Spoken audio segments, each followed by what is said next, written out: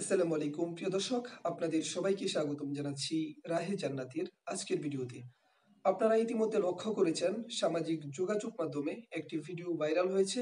শাহবাগের বাম সংগঠনগুলো উস্কানিমূলক স্লোগান দিয়ে তারা রাজপথে মিছিল করেছে। বাম সংগঠনগুলোকে উস্কানি দেওয়ার হটকারী পথ পরিহার করার পরামর্শ দিয়ে একটি বিবৃতি দিয়েছেন হেফাজতে ইসলামের মহাসচিব আল্লামা জুনাইদ বাবুনগরী হাফিজাহুল্লাহ। প্রিয় দর্শক, চলুন আমরা প্রথমে বিবৃতিটি একটু দেখে নেই, পরে কিছু কথা বলবো। আল্লামা জুনাইদ বাবুনগরী হাফিজাহুল্লাহ যে বিবৃতিটি দিয়েছেন, বাম সংগঠনগুলোকে উস্কানি দেওয়ার হটকারী পথ পরিহারের পরামর্শ দিলেন আল্লামা জুনাইদ বাবুনগরী হাফিজাহুল্লাহ। হেফাজতে ইসলামের মহাসচিব আল্লামা হাফেজ জুনাইদ বাবুনগরী হাফিজাহুল্লাহ গত ৩ নভেম্বর মঙ্গলবার শাহবাগ বাম সংগঠন সমূহের মশাল মিছিলের স্লোগানকে উস্কানিমূলক আখ্যায়িত করে নিন্দা জানিয়েছেন।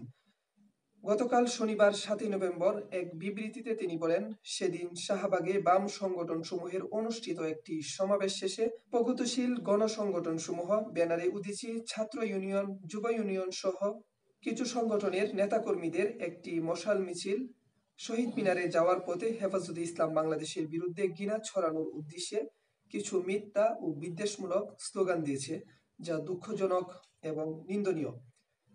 হেফাজতের মহাসচিব আল্লামা জুনাইদ বাবুনগরী হাফিজাহুল্লাহ সতর্ক করে বলেন, এমন উস্কানিমূলক আচরণের কারণে যে পরিস্থিতির উদ্ভব হতে পারে তা কারোর জন্যই শুভ ফল বয়ে আনবে না। আল্লামা জুনাইদ বাবুনগরী হাফিজাহুল্লাহ বলেন, কায়েমি স্বার্থবাদীদের পক্ষ অবলম্বন করে এই সকল অর্বাচীন তরুণদের হেফাজতে ইসলামকে সংঘাতে জড়ানোর উস্কানি দেওয়ার হটকারীর পথ পরিহার করার জন্য আমরা তাদের অভিভাবক বাম ও কমিউনিস্ট পার্টিগুলোকে দায়িত্ব নেওয়ার পরামর্শ দিচ্ছি। প্রিয় দর্শক, এই ছিল আল্লামা জুনাইদ বাবুনগরী হাফিজাহুল্লাহর বিবৃতি। জয় শ্রীরাম, হেফাজতের গালে গালে একটা একটা জবাই কর, উগ্রবাদের দূষর, জাগো হিন্দু পরিষদ চট্টগ্রাম জেলা এর কয়েকজন কর্মীদের এমন উস্কানিমূলক স্লোগানের একটি ভিডিও সামাজিক যোগাযোগ মাধ্যমেও ভাইরাল হয়েছে।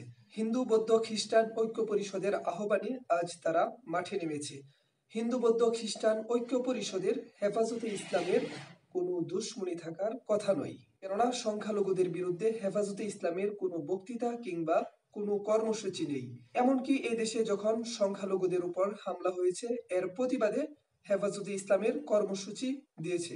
প্রিয় দর্শক, তারপরেও এমন উস্কানিমূলক স্লোগান খুবই নিন্দনীয়। প্রিয় দর্শক, শতকরা 90% মুসলমানদের দেশে তারা এত সাহস কোথায় থেকে পেল? নাকি ফ্রান্সের ঘটনাকে দামাচাপা দেওয়ার জন্য একটি কুচক্রী মহল তাদেরকে এই সাহস দিয়েছে?